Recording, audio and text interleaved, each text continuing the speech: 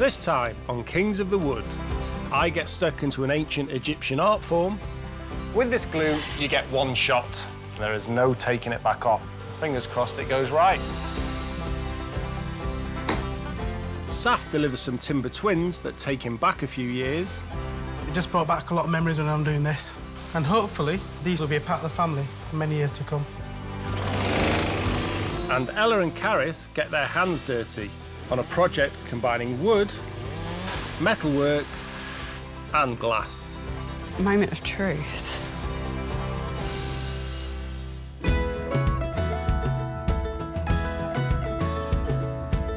Welcome to our woods. A magical workplace where beautiful handmade objects come to life. This is the moment of truth. All crafted by us, a team of passionate woodworkers. Mwah. There's Saf. I want it to look like it's an explosion of gold. Ella. I've poured a lot of my heart into this. Caris. Yes! I did it! Robin. The finish on that is so smooth. Michaela. I opted for a vintage machine, but they do give me a bit of a workout. And me, Alex. It's gonna be massive. It's gonna be huge, isn't it? Together, we join forces. You ready? Beast, isn't it? What a beast. To create truly unique items. Oh, wow. I'm honest, I'm gobsmacked. I am gobsmacked. For people who really deserve them. I couldn't have got through it without you. I just wanted to do something that was for you. Oh, wow. Yes! I love that. Oh, my gosh. We are the Kings of the Wood.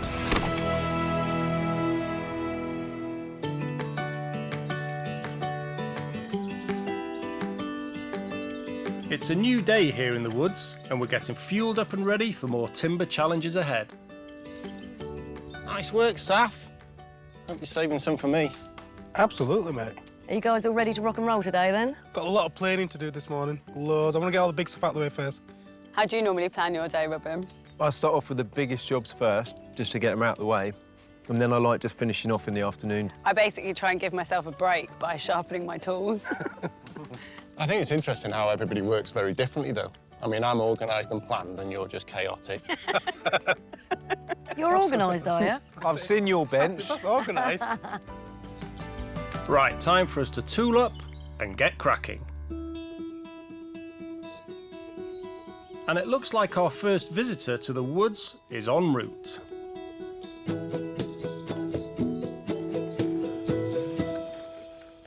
Hello. Hi, I'm Stephen. Hi, Stephen. I'm Ella. Nice to meet you. And you too, yeah. Welcome to the woods. Thank you. So I'm looking for somebody to make up a very special gift for Emma, who is my wife of 30 years, and I thought perhaps you might be able to help. Sure. What kind of gift were you thinking? Well, Emma and I are both deaf. We use British Sign Language. I met Emma for the first time at a Christmas party, and we became good friends, and she helped me to see that deafness isn't a negative. Yeah. And to be proud of the deaf community, our culture and our language. Absolutely. And that's a priceless gift. And I'd like to find a way to return that with a gift of my own. We could have maybe a sign language symbol or something. That would be really nice to have within the design somehow. Is there a symbol that's important, do you think? One sign we often make to each other is we go like this. It's like an international sign. It's ILY all together. It's like shorthand for I love you. Oh, that's beautiful. And something linked to that could involve that particular sign. Yeah. Because it would have a very special message for her. I think I've got an idea. Leave it with me and I'll let you know when it's ready. Super. I look forward to it. Thank you. Cheers. I really want to make something functional as well as sculptural for Stephen and Emma, but marrying up the two worlds can be a big challenge. So, a little brainstorm with the most practical person I know is in order. So I definitely want to carve like a 3D hand. It'd be quite nice if it could be functional so that they could Definitely. kind of use it together. So what you think is something quite large, like a piece of furniture? Yeah, or... it could work as a table. Oh my God, that'd be so sweet, the I love you table. Yes. I love it. Because the problem I have is that, like, that finger and that It's finger... a lot taller, the they're fourth just finger. not the same height. So if I'm going to put something on top, I need to find some kind of way of... How do you feel about some metal work so that we can get it balanced? Yes? Yeah. Would you be up for You've doing come to some the right metal girl, work? babe. Amazing. OK, if I make the hand Yeah. shape, then we can work out... We can figure out. Yeah? We can figure out the metal parts that we need so that we can get it balanced. And then the top is level as well. Yeah. The balancing act, that's what we've got to figure out. So making a non-level thing level? Yeah. OK. It's all in a day's work. Yeah. Right, I'm going to go and get started. Give me a holler when you need me. Yeah. My first job is to select the raw materials for my project. So I've chosen oak because it's really, really strong. It's also incredibly long-lasting, so the love will last for a long time. This oak tree was dangerous, so had to be cut down. And because it isn't shop-bought timber, I need to have a good look to make sure it's fit for purpose. There's a rot bit here that I need to be wary of. So this is where a limb was cut off. So the water will have gone down a bit. So I'm going to cut that off first and see where that rot is, chase that back so the rot goes. And then once I've done that, I then will commit to where the hand's going to go. I mean, that's the beast of working with a tree. You never know quite what you're going to find.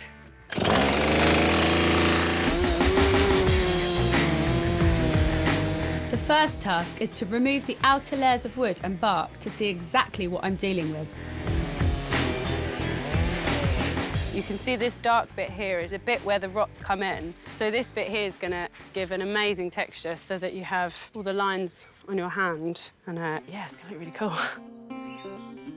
To expose the raw materials underneath, I need to make what I call a face cut, giving me a flat surface to sketch my design onto. I've never made a table before. But most of the things I do are sculptural and are quite free in their form. They don't have to be any particular measurements. So yeah, the real challenge here is not compromising on the aesthetics while making it functional. So I'm about to do the inner cut. That bit, you have to be really careful not to overcut because I could cut a finger off. Not mine. The hand.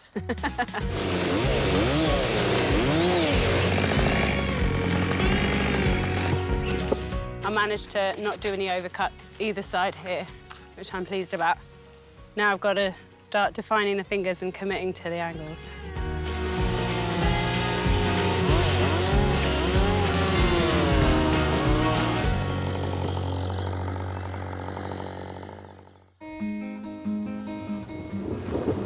With Ella making good progress on her table base and the rain clouds rolling in, I'm expecting a visitor to the woods myself. Paul, from Edinburgh, who wants to celebrate a very special person in his life. Hello, how you doing? Hi there, how you doing? What brings you to the woods? Hey, I'm here as I'm part of Invisible Cities, actually. What's the Invisible Cities? Our aim is to help homeless people in different ways. The main aim is to help them to become tour guides. I'm a tour guide. The boss of Invisible Cities is a lady called Zakia. In 2016, she decided to set up her own social enterprise to help homeless people. Well, Zakia's, she's changed my life. Unfortunately, I've got a background of homelessness. I was homeless at 16, I'm homeless at 50, and I've been homeless lots of times in between. So about 4 years ago, I applied to become a tour guide with them. She gave me a job. She's paid for me to go to college, and I would never have the opportunities before. No. It's honestly changed my life. Fantastic. You know, you've no idea. What would you like me to make for Zakia? Well, Zakia loves to travel. She's an avid reader. She loves to read. She's always got a book in her hand. Sounds like we need a bookcase, doesn't it? Sounds Well, like we need a bookcase. I think a bookcase would be ideal. And what sort of style is she into? Her house is quite rustic. Okay. It's kind of vintage and so on, Bit you know, so vintagey, something a bit, yeah. She loves Edinburgh. Yeah. And I think something maybe along the lines of an Edinburgh skyline or something like that. Yeah, I'm sure we can create something lovely for her. Well, thank you so much. I can't wait to see the finished product. Good to see you, Paul. Thank you so Take much. care. Take care. See you Alex. again. Nice one, buddy.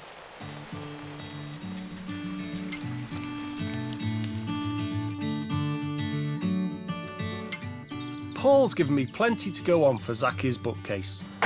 And after a few hours designing, I think I've come up with something really special that I want to run by Robin. She's into vintage furniture, she loves reading, she loves travel, she loves Edinburgh. That is a lot of themes to fit into kind of one package. You're exactly right. I don't want it to become too chintzy and just too busy as a single piece. But I was thinking, the vintage theme, there's some nice ideas. Maybe go arts and crafts, maybe a bit of marquetry, could incorporate the castle in a way. And I love that current sort of faux bamboo look of furniture, you know, and they just put it all the way around the beadings and make it a bit decorative. So I think it'd be a nice, simple shape, but an elegant shape, something that's sort of obviously arts and crafts, bamboo feet on the bottom, just something simple and elegant. Yeah, it looks nice. Back in the workshop, it's time to get started on Zakia's bookcase. Usually, I begin with the framework for a project like this, but the marquetry element has got me a little bit excited, so I'm starting there. Now, I've sketched out Edinburgh Castle. And when you do a marquetry sketch, it's a lot more simple than an actual drawing. You're looking at blocks and shapes of timber to put together. Then you use the light and the shades and the grain of those timbers to sort of put a picture together, a texture, a three-dimensional shape which is recognisable. I've got all these little offcuts and timbers that I've been trimming. Now that I've got my drawing outlined, I'll cut these into those shapes, and fingers crossed it will go together almost like a jigsaw. Marquetry is an ancient technique dating back to the Egyptian era. It's the art of putting different pieces of wood together to form decorative patterns or pictures.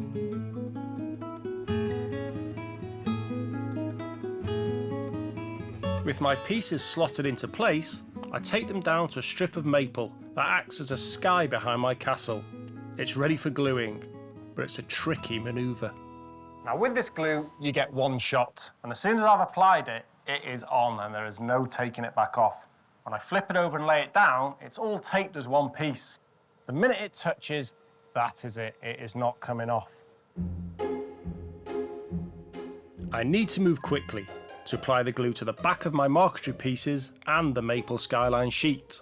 So it's a bit of a one-shot wonder, and fingers crossed it goes right. Then flip it over and attach the whole thing to a board of sapele that will eventually make up the top of my bookcase. That was a big relief. I can't wait to get this tape off, check it's glued properly, and then give this a sanding and an oiling, because that's when it will really come to life.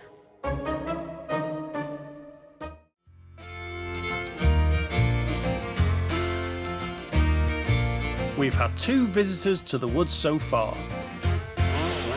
Ella's started work on a sculptural sign language table for Stephen's wife Emma,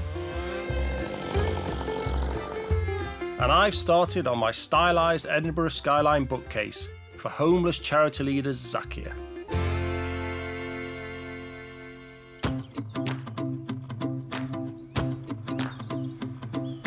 Having cut and shaped my table into a rough size, I now have to transform the blocky trunk into a detailed sculpture of a human hand. This is called a dime tip, and it's a much smaller tip. And the benefit of this one is you don't actually get any kickback. So with a chainsaw like this one, it's a much fatter edge, so you can see the two together. They're very different in shape. So this one is the more detailed stuff. So this is the bit that's a bit like its nail file. I'm using my dime-tipped carving bar to begin sculpting the form of each finger and thumb.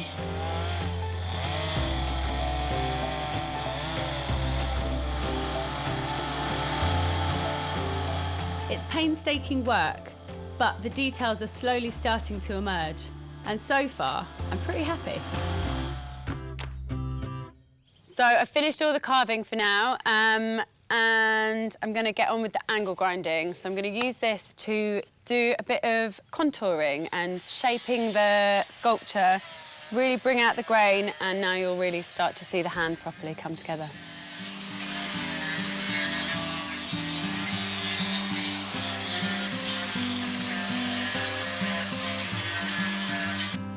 To get into the smaller spaces of the sculpture, I'm switching to a die grinder, a large rotary tool with a grinding burr attachment for more precise detail work.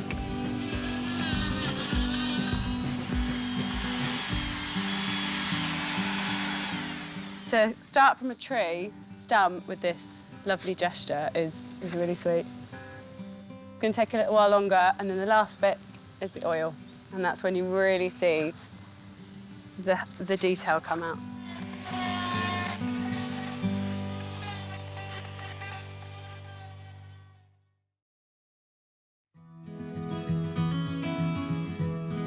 Earlier, Paul told me how Zakia loves vintage style, so I've decided to decorate her bookcase with some oak, turned on a lathe to create a faux bamboo style beading.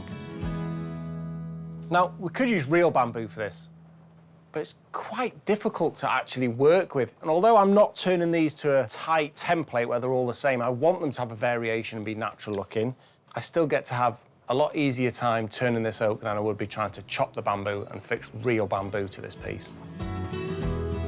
The interest in faux bamboo was at its height in the 1860s, after Western trade with Asia began. Its popularity has continued through to the late 20th century, and it plays a big part in retro styling today. I'm turning the bamboo beading on the lathe. It's a great machine. It basically spins the timber on an axis. It has a guard which you rest your chisel on. As long as you've got that guard nice and tight to the timber and your chisel's really sharp, it's nice and easy to shape the wood.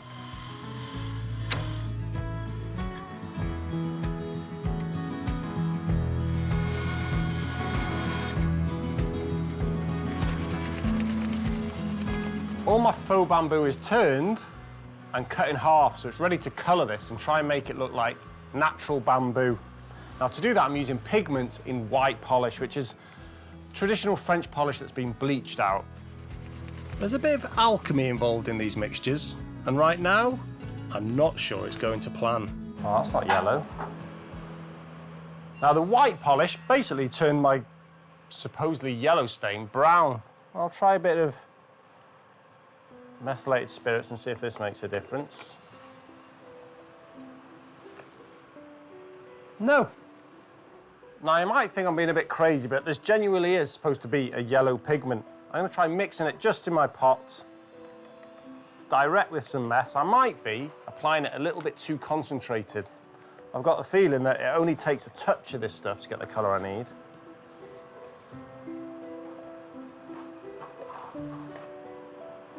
Let's try again.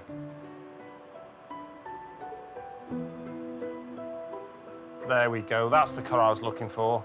Nice and yellow. Essentially, I was just putting too much on. My mix was too concentrated, and that's why it was coming out brown instead of yellow.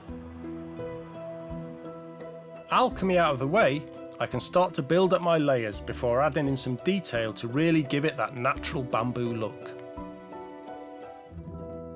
Now, this is going to be a nice therapeutic time for me, colouring all of these and getting them just right. Once they're done, I can put them on the bookcase. But for now, I'm just going to potter here for a bit.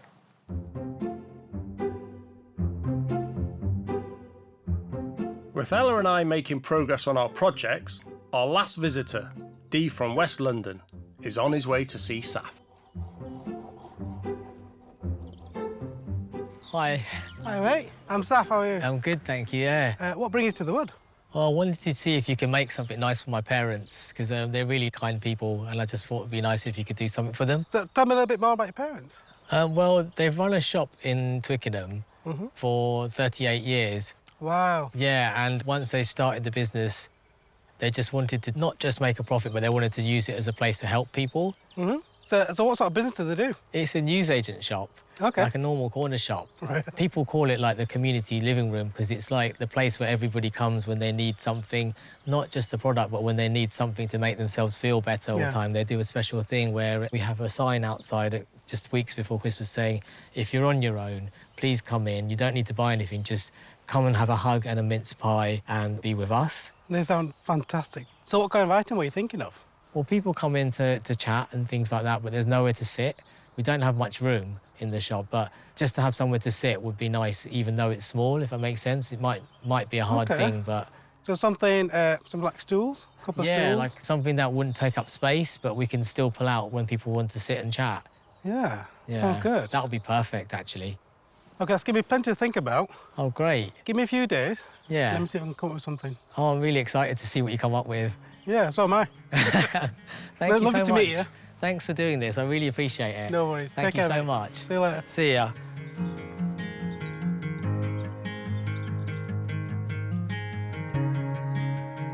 I really want to make sure these stools are going to be strong enough to stand the test of time and look the part too, so I've chosen 2 types of contrasting timber. I'm going to use some really nice planed ash.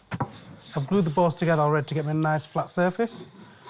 That's going to be the seat bases, and I've got some really nice quarter sawn sapele. Now it's quarter sawn because the grain stays nice and straight, nice and solid, so when there's any weight on it, it's not going to twist or buckle. So basically, the ash is going to sit into the sapele. It's going to be that kind of pattern on the top. However, when it's sat down, I'm going to shape it with a sander and get a nice round curve, and it'll just blend in nicely.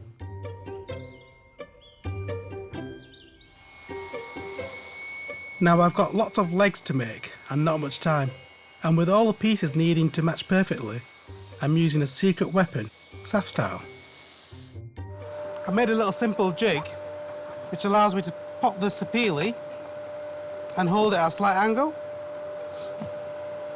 And then when I run it through this table saw against a fence, it just cuts my taper beautifully. Now because I've got 8 of them to do, it gives me repeated cuts so they're all exactly the same.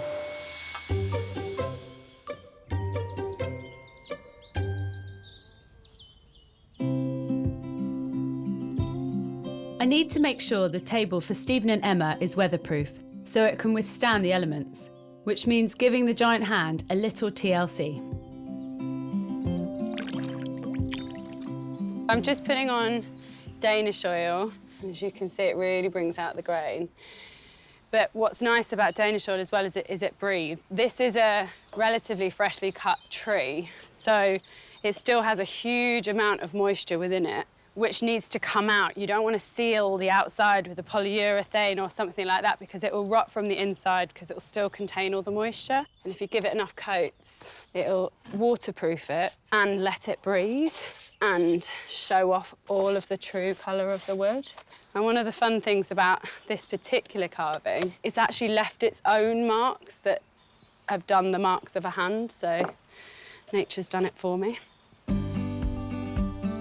Whilst Ella finishes oiling the hand, I've been busy preparing a metal frame to support the glass top on the table. So I've created a cross design which is going to be supported by some little rods, and I think it's going to look awesome, so I'm really excited. Now all I've got to do is fix it together, and to do that I'm using a TIG welder. This is my torch, and this has my tungsten inside it, and that directs the power. So anywhere I point this, that's where the most heat's going to go to make a nice strong weld. TIG stands for tungsten inert gas, and this welding technique became an overnight success in the 1940s when an American aeronautical engineer invented it as a way to melt aluminium and magnesium quicker than ever before. But I really wanted to learn to weld because there's so much you can do when you can fuse 2 pieces of metal together. It's just unbelievable the things that you can do with steel, and it has such strength to it as well, so you need a lot less of it for the same strength that you would need from wood. Once the welding's complete, it's time to find out if we've completed our mission: to balance glass on top of my metal frame inside Ella's timber sculpture. What could possibly go wrong?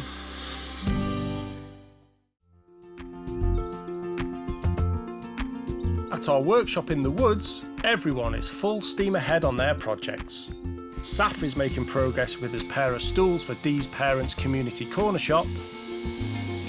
I'm building a vintage-style bookcase for homeless charity leader Zakia.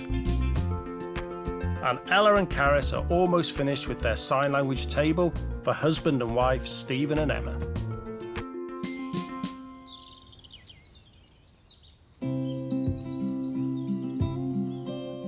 Our plan for the table is for it to be both sculptural and functional, and making sure the tabletop is level is a big design challenge, as the 2 fingers are at different heights. Now it's time to see if all Caris's hard work building the metal frame has paid off. Will it slot into place correctly and give us a steady hand? Oh, Ella, that looks wicked. Look what I've made for it. Oh, you've got the metalwork. There you go. Oh my goodness. This is what changes it from a sculpture to a hand table. Oh, it's gonna make it. Go on, slide it on, I can't wait. Continue to breathe. Yeah. That's it. Oh, God. Oh, God, it's going in. Caris, we've done it! It looks amazing. Oh my God, I love it. It's so good. The good news, the metal framework fits into place, but the real test is still to come. And next bit's the glass. If the glass panel isn't level, we're in trouble.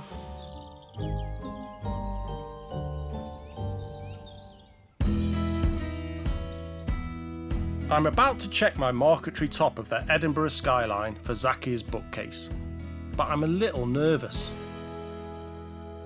This is always a little bit of a tense time. One, because it might not have stuck properly, and two, it might not look like a castle.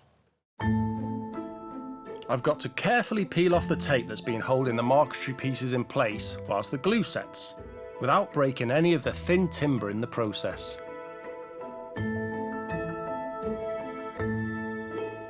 Now that has gone really well. Now obviously I want this to be perfect straight away, but there's lots of work goes into Marquetry. The sanding stage is really important to bring out the elements of the design. But this is going to be great. Bit of work left to do, but I think the final result is going to be magic. I've moved outside to sand my Marquetry top, and I'm using two types of tool. A drum sander to chip away at the raised timber, and an orbital sander to get that smooth finish ready to be waxed.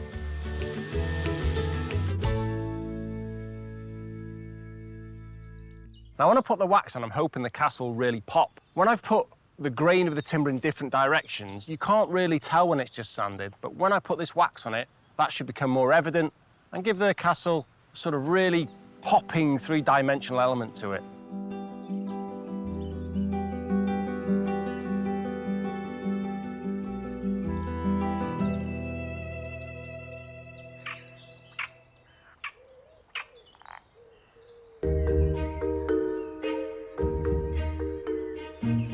I've been grappling with a solid half-ton piece of oak to transform it into a sculptural table, and it's been totally worth it. I think we've cracked it. I'm really pleased, to be honest, how it's turned out. Caris's metal framework fits perfectly, and it's time to attach the final piece of the project. The next thing to check is, will the table be level? Moment of truth. It's a table! It works. Oh, I'm pleased with that. I hope they are. I've poured a lot of my heart into this, so yeah, I can't wait to give it to them. Stephen wanted to surprise his wife Emma with a gift to declare his love for her through sign language. Now he's back in the woods with Emma and interpreter Mary to find out what Caris and I have made for them. Hi, Ella. It's lovely to see you again. Hello, Stephen. Can I introduce you to Emma? This is my wife. It's so nice to meet you. Lovely to meet you too. Lovely to meet you again. Emma, do you know why you're here?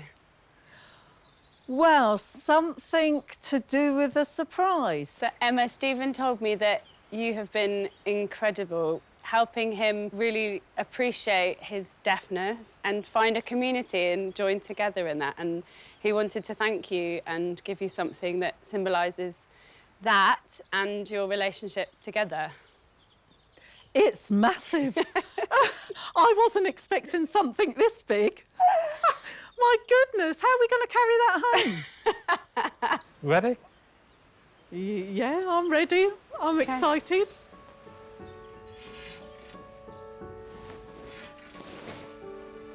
Oh, wow. Oh, my goodness. amazing. It is absolutely beautiful. That is the best present I have ever had. Did you make this? So I've carved it with a chainsaw. You carved it with a chainsaw? My goodness, how did it not break? It's a really difficult job, crafting something as amazing as this. Wow.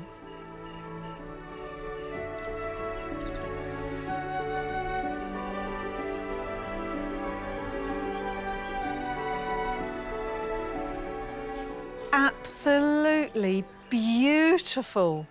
The movement of the grain is just absolutely beautiful. It's gorgeous. That is beautiful. We accessed some rough ideas and came up with something that might be linked to the ILY, but I didn't know it was going to be a table. It delivers such a powerful message and absolutely beautiful work. Thank you so much for all your hard work, all your sculpting.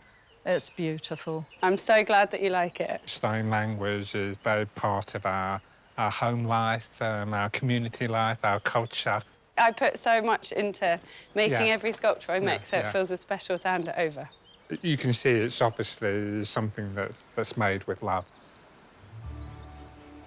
A big kiss to you, Ella. Bye-bye. She did look genuinely blown away. I'm over the moon. I did not expect something like that. Wow. I think the table symbolises our love for each other, the love for the language. Oh, thank you.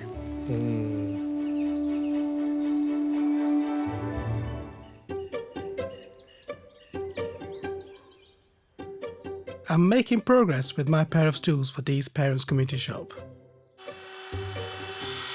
With my legs cut to size, I'm using a router for speed and a hammer and chisel for finesse to carve out corners from each leg for the base of the seat to sit in. I'm using a router with a bit called round over.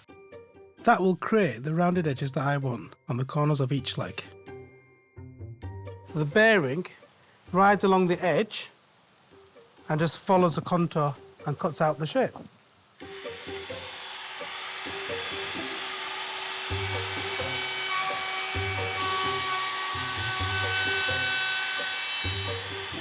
Putting this round over on, because this one, it looks a bit boxy. I thought it needed a bit more of a detail. So adding this on makes it just look a bit softer and a bit more free-flowing. I'm happy with the legs, so now I need to attach the ash seat base as securely as possible. Now, I think I'm just going to put loads of glue in, 2 screws through it, and then probably just plug them with the sapele plug, so it just contrasts it really nicely.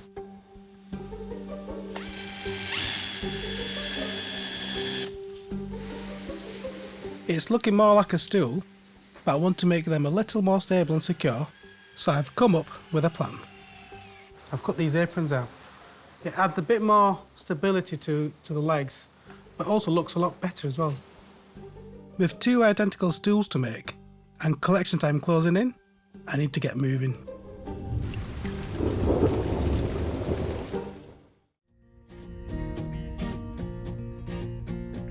Back in the workshop, I've assembled the framework for my bookcase, and I'm aging the wood to give it that antique feel that I've been told Zakia loves so much.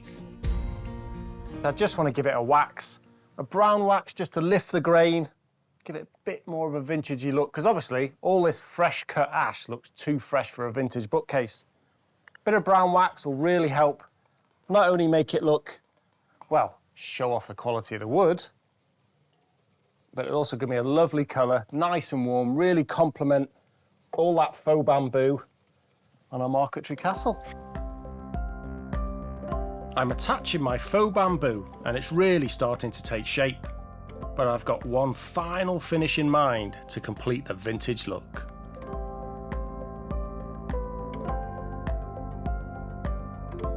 Now that the glue's dried on all my bamboo pieces, it's about aging them, and I'm putting black paint in between every little groove, basically looking like it's built up over years and years. Rub it with some soft wire wool that smooths off the bamboo. It just keeps it in those tight grooves, has a nice polished surface, and I think it makes it look really old. So I'm getting really close to the end now. A few more bits of aging, nice wax polish, screw the top on, and I just hope she likes it as much as I do. When Paul came to the woods, he told me all about his friend and boss, Zakia, who helped him get off the streets and build a career as a tour guide with her homelessness charity. Now he's back, and he's brought Zakia with him.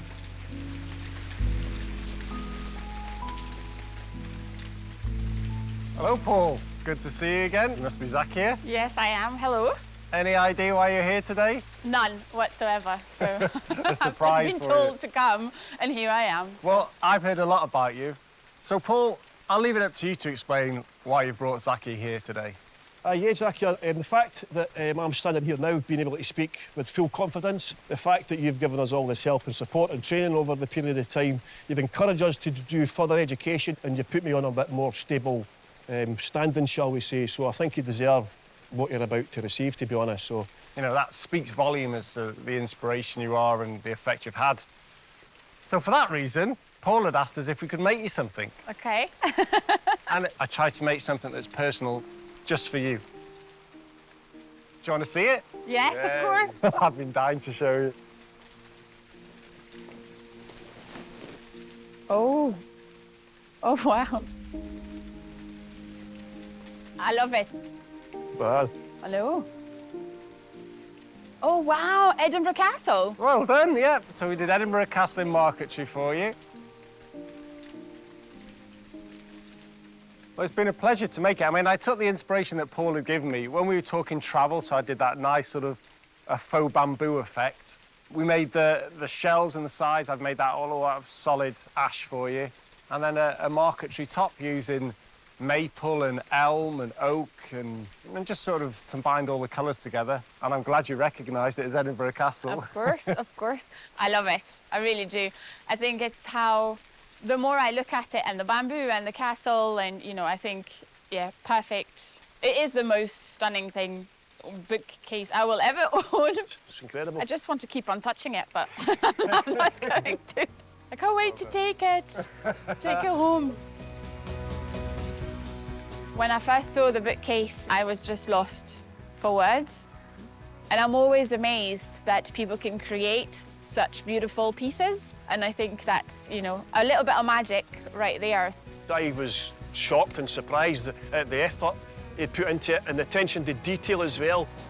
We work very hard and we support each other, and I think the bookcase is a symbol of that. He's very grateful for everything that she's done and the good that she's seen in him. And I like to think now that that bookcase will just be a little symbol of that friendship that they've got, the journey that they've had, and the journeys that are to come.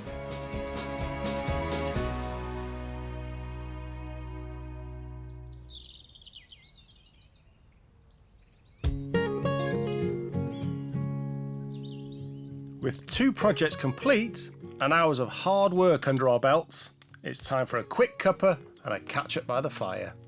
So this is a pretty normal environment for me, but what's it like for you guys being out of your workshops? Different for me. Mine's a real concrete metropolis.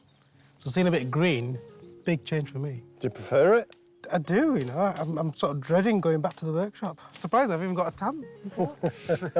Looking strong. Well, I put a couple of bananas on the fire. I think they're probably ready by now. So you've never had bananas on a fire before? Never, ever have had bananas on a fire. It tastes very nice, though, doesn't it? I mean, it looks a bit manky, but tastes good, doesn't it?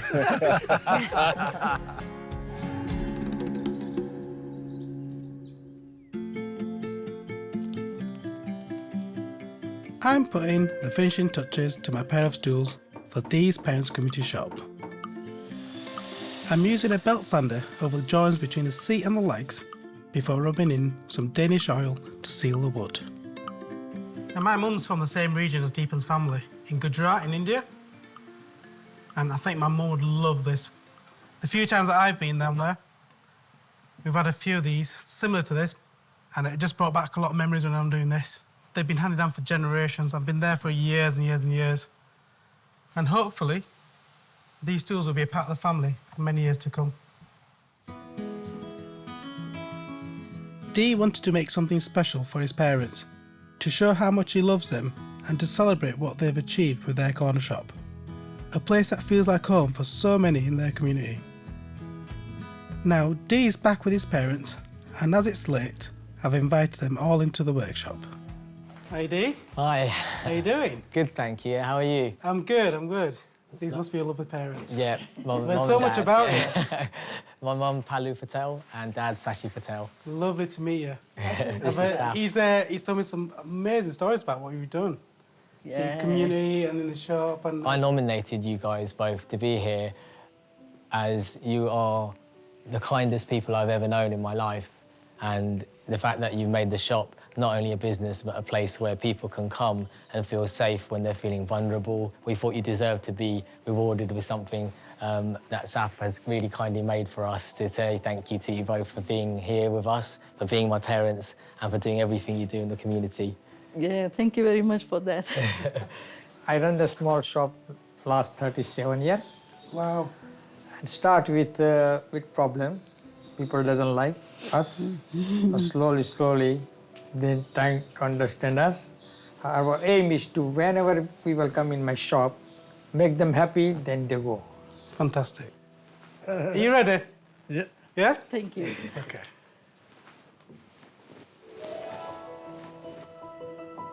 Wow. Good. It's nice. really nice. Wow. Now this is for when your customers come and chat to you. So you've got your own personal stools for the shop. I want them to be used. I want them to get knocked. I want them to get scratched. Tell a story. They've made really strong, made from a really nice hardwood. Oh, thank you very They've much. done proper joinery on it, Very and I've nice. really put a heart and soul into this one. They look so good. They'll fit in Yeah. really well with the so colours and everything that you've got on the shelves. Yeah. You know what? No one's sat on these yet, so you'll be the first ones. Yeah? First I'll let you. Yeah. So if it breaks, I'll No, do they something. look great. It should be fine. It should be fine.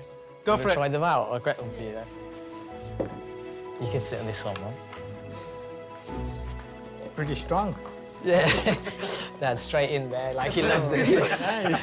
He doesn't Good wait. height? Yeah, very good height and very strong. Perfect. They're not so bulky that they're going to be in the way. It's beautiful. Nice and strong. And Yeah. they look like in that sort of style that grandma has in her house in India, isn't it? That kind of Yes. like traditional Yeah, wooden. Traditional wooden. that My effect, mom had colours. that one as well. And Tell you that. wow. Everyone's going to be coming in to sit for ages now. They'll say, we don't want to leave your shop, which is nice. It's nice. We'll have Really queues nice, though. outside. Really nice. I really love that you started a conversation in the community, and I hope the stools will help extend the conversations for many years. Yeah, thank you very much. Thank you. See you then. See you then. Bye-bye. See ya. Bye. Bye. Thank you. The looks of the stool is fantastic. I think these stools are going to get a lot of use. Thank you, Saf. The way they reacted and the look on their faces meant it was all worth it. And it was the exact reaction I wanted. I can't wait to take it in the shop and put it there, and I'm just waiting who's going to sit first and make them happy. I'm really proud of the stools. I think my mum's going to be proud, and she'll want one for her next birthday present, I think.